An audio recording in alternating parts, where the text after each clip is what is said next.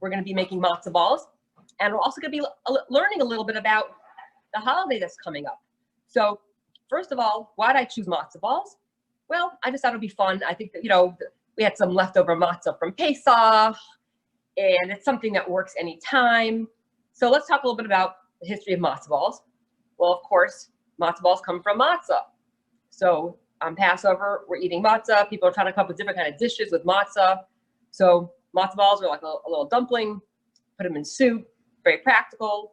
And people eat them year round. It's become such a staple of a Friday night dinner, like matzo ball soup. Just, it's almost synonymous with challah and kugel. In fact, it probably is. It's just one of those ubiquitous foods that are really part of the, the Jewish culture and heritage. So it's definitely a feel good. And like, let's make some good matzo balls. Matzo balls can be a little bit tricky. Sometimes they can come out a little bit hard, maybe rubbery. So we're going to try and do a couple little tricks here to make sure that we've got the most amazing matzo balls for your family. And just a little shout out about the holiday of Shavuos coming up next Thursday night. Of course, you can make matzo balls for Shavuos. You can make them anytime.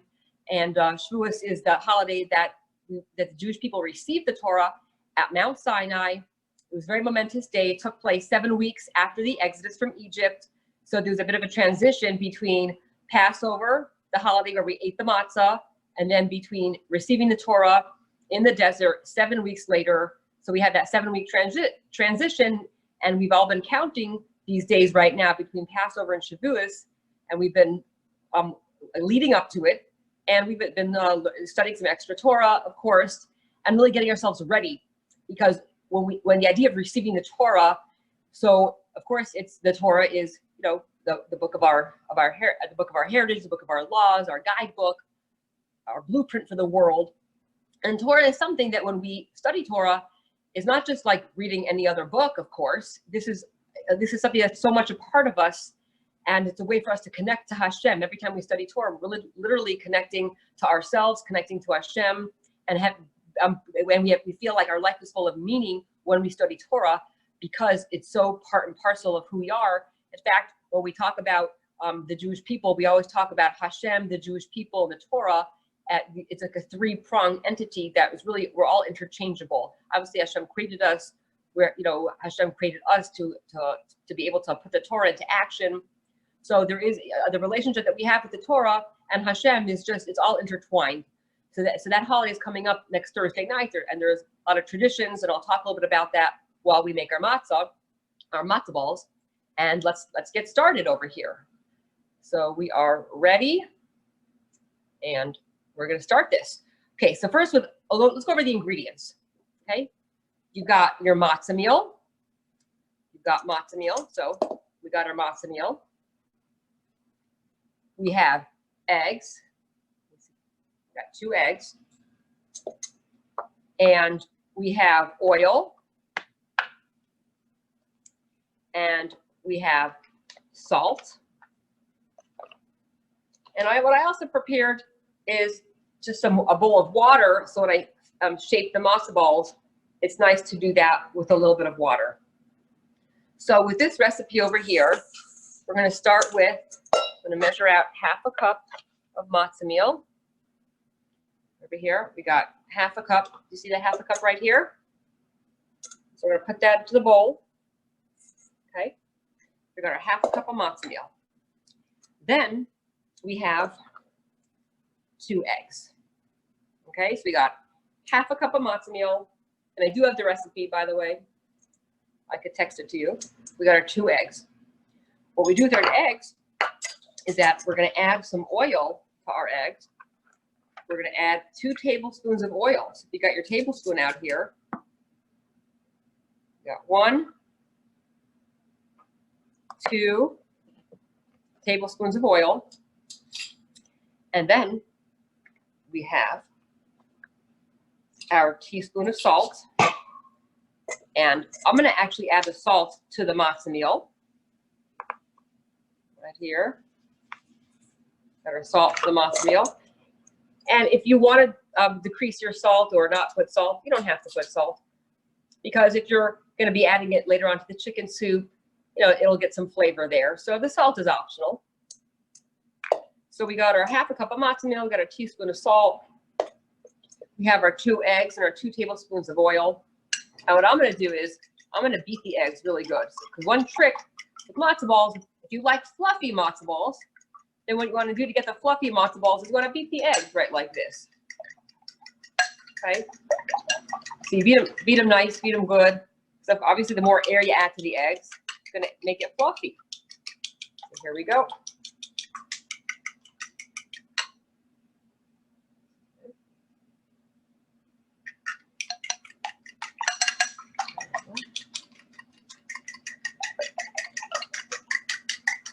Okay, nice and fluffy. So what I'm going to do is I'm going to add this to our matzo meal. Okay, and we are going to make that nice and fluffy. We're going to beat that. And it'll be, we're going to get it nice and mixed. It's not really, I don't know if it's beating as much as just getting it combined. Okay, I'm going to combine that right here. Do that.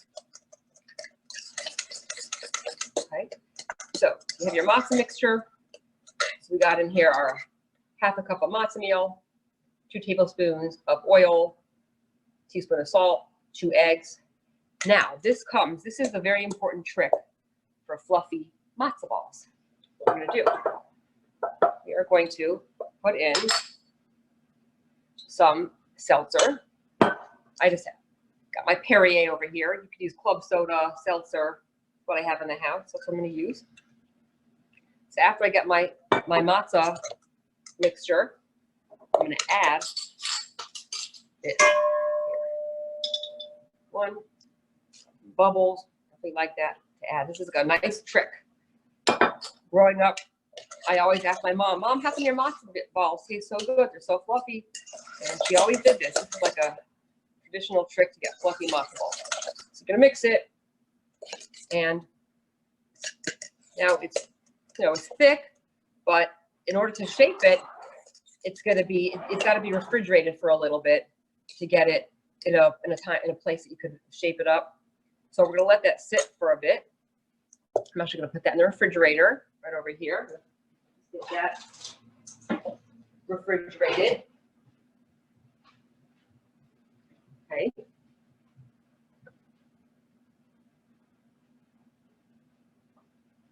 And then what I'm going to do is I'm going to show you, I actually made some matzo balls before, so I'm going to move over here. I'm going to show you what I have on the stove. So I got my matzo balls in here. I'm going to show you. I'm going to pick a couple right over. Here we go. So see these nice and round.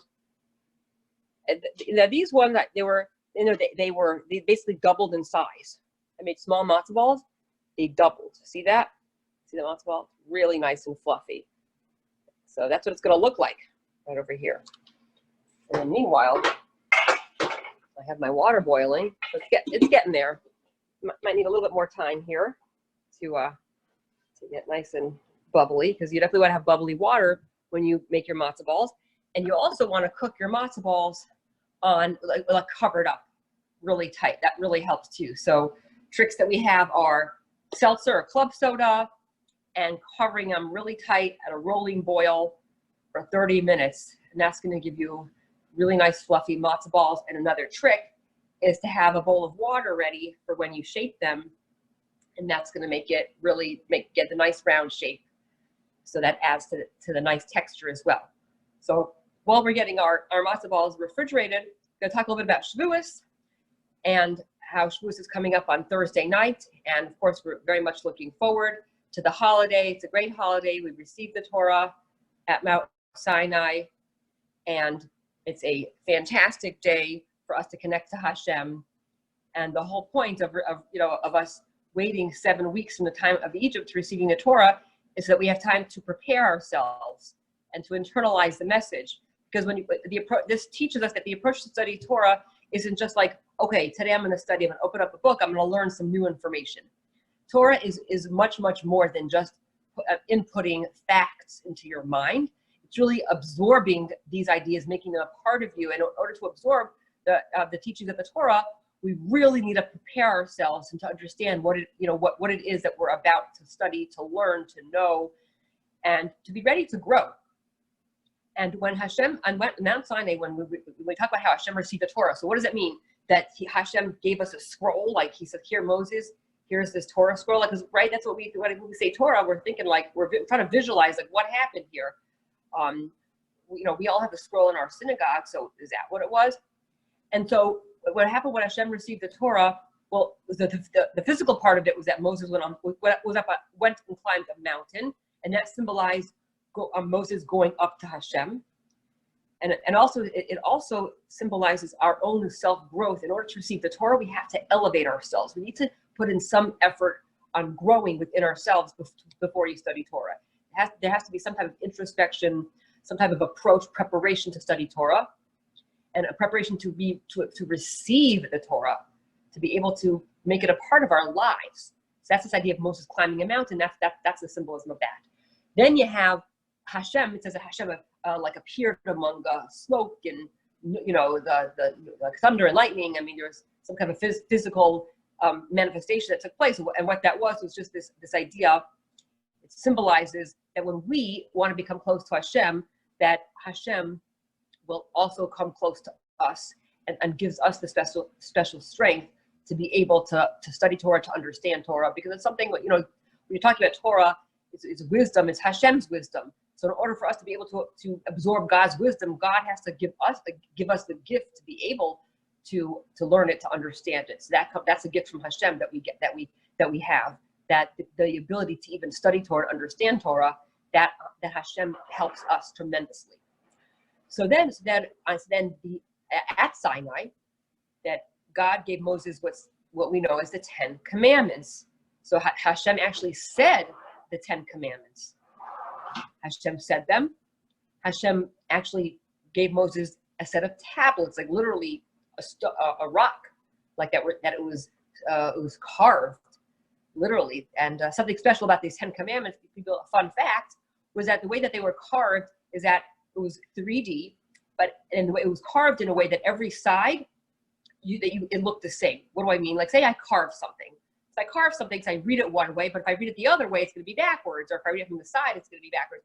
So this was like it was a miracle, obviously. So it was also symbolic that like the Hashem giving us the Torah in and of itself is a miracle, and it's Hashem is literally connecting with us, beyond nature. The fact that us mortal human beings in our physical minds could even understand Torah, that in itself is a miracle, and obviously Hashem is helping us. So that was what also the idea of Sinai at that moment, that Hashem gave us the ability to understand his godly wisdom.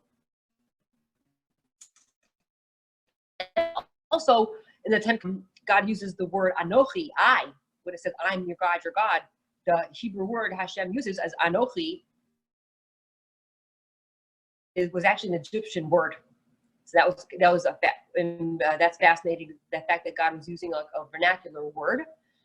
It also showed that Torah is something which is meant for the world, and that was the world that they came from. So it wasn't something that was going to be separate for them. It was going to be something that they're going to integrate in their identity. And then also that word actually is an acronym for Ana, Nashi, Kesavos, Yahavos. That the word Anochi is an acronym for I am putting my soul to you in writing. What does that mean? God is saying when you read the words of Torah, you're actually connecting to the essence of God. God is saying, I'm giving myself to you. I'm giving my essence to you. I'm giving you me. How am I going to give you me? How am I going to give you my essence? Through the writings of the Torah, through the physical tablets, and then of course subsequently the Torah scroll that Moses wrote throughout the 40 years in the desert. So just to answer that question, the Torah scroll was written in the desert following. So Sinai, Moses went and stayed at Mount Sinai for 40 days and 40 nights to learn the teachings. And then Moses came down, and then after Moses came down, it was the purpose was now to be able to teach it to the Jewish people. And then throughout the 40 years in the desert, God actually wrote Moses wrote the Torah, the physical, the scroll that we have today. This is a copy of a copy of a copy of a copy of the original scroll that was written by Moses in the 40 years of the desert. But what happened at Sinai was the revelation of Hashem to us, and it was our connection. The Jewish people became connected to Hashem. All of our souls, even us, like, were at Sinai. So all the people who are at Sinai, everybody gathered, whoever was, all the Jewish people who were alive at that time were at Sinai. All future Jewish souls, all their descendants were at Sinai. Anybody who was destined to convert to Judaism was at Sinai. So all Jewish souls, whether the people who are there physically, whether they were our descendants, us, whether there was any converts to Judaism, everybody was at Sinai at that moment. So everybody received the Torah. And then every year on Shavuos, we are committing to ourselves to literally accept that Torah the same way that we stood at Sinai and we accepted it. We're doing the same thing. And so and then another something important to understand about Sinai was that what happened, that the world actually changed at that moment. Because before the Jewish people got the Torah, there was really a dichotomy between the heaven and the earth. Heaven was very spiritual, the earth was very physical. And at that moment at Sinai, when God gave the Torah to the Jewish people, the physical and the spiritual blended together. And the fact that God gave us mitzvot at that time it's very significant, because God was telling us that you now have the ability to elevate, physical things, material things through the mitzvot. So it's no longer going to be this dichotomy between physical and spiritual. That now the Jewish people are given this special mission to do mitzvot with physical objects, whether it's lighting our Shabbat candles, whether it's making kiddush, whether it's giving tzedakah, whether it's making the blessing of the lulav, whether praying with the prayer book, studying Torah with our minds, honoring your parents. I mean, et cetera, et cetera, et cetera. All the mitzvot that we have are physical mitzvot.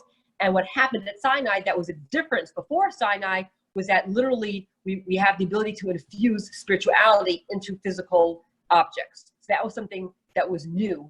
And that was, if you want to know what happened on Shavuos, the physical and the spiritual became fused, and we no longer had a dichotomy between physical and spiritual. It became one. So with that, what we're going to do is we're going to go back to our matzo balls, and then I would love to open up for discussion. So let's go grab, I'm going to go see how my matzo meal mixture is doing.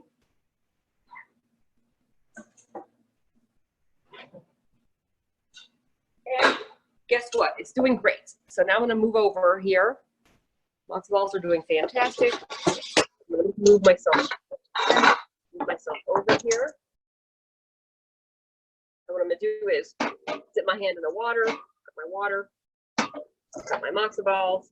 And it could definitely stand to be in the fridge, for a full half an hour, but just so that, I can kind of show you what I'm shaping them. Definitely the water, if you're, right now my mixture is soft, so the water is definitely helping me, keeping it, see how I'm still able to make it nice, and see that, somewhat, smooth and round, because that definitely just helps it, look nice. And depending how big you make the matzo balls is how big the balls will be, so it usually doubles the size. That's the point. This is going to be a little bigger one, so it's going to be like double when we're done. I'm going to make a couple more here. Dip my hands. That's definitely a trick. Dipping my hands in here, putting that in. And what I'll do is I'm going to cover it up. I didn't finish making all of them right now. I'm going to conclude. But what I'll do is I'd like to open up to some questions. If everyone would like to unmute themselves, I'd be happy to answer questions either about the Devar Torah or about the cooking itself. Does anyone have any questions?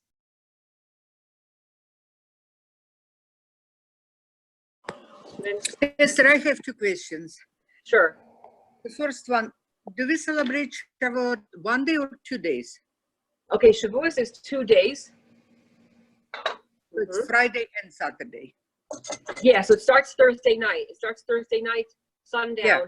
And so on Shavuos, so this is important since it starts Thursday night. So you're allowed to cook on Shavuos as long as you have your flames already on. But on Shabbos, you can't cook, so you need to make sure you cook before it starts. And then also there's a special a bracha we make called an Erev Tafshilin, which is a blessing that you make before the holiday starts that allows you to cook on Friday for Shabbos, because otherwise you wouldn't be allowed to cook on Friday for the holiday. So, and luckily, Aryeh will make the blessing on behalf of everybody. So if you're not able to make one in your own house, or, you know, if you're unsure, then when Artie makes the blessing, he has in mind, you know, the congregation, you know, and anyone who needs to, Okay, nice. yeah, we'll make sure to keep everybody in mind. Yeah. Okay, thank you. Second You're welcome. question. Yeah. Why you cook matzo balls in water? Why you don't put it in the soup right away? Okay, I'll tell you why. Good question. So it's better to cook them in water because if you cook them in a soup, I'll tell you what happens. Let me show you. Okay, so I cooked them. See, I made my matzo balls before. See how it's a little bit cloudy?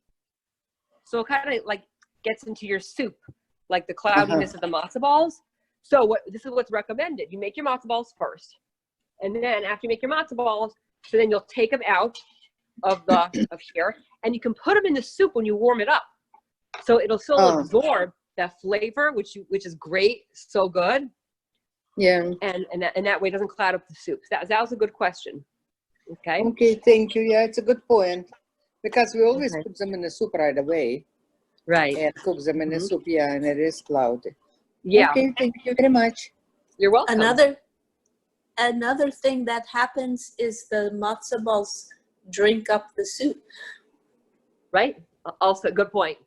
That's right. So this way, right, because of course they double in size. So this way, also, thank you. That was a good point as well. This way they don't absorb the soup. And then, you know, because look, this matzo ball literally doubled. You know, you got to cook at a high, you know, like a bubbly covered. Great. Anything else? Any other comments or questions about anything? No, not yet. Thank you. Okay, fantastic. So let me see. And then if anybody wants the recipe here, I think I might even have it. Let me see if I can share this recipe with you. I might be able to do that. One little second here.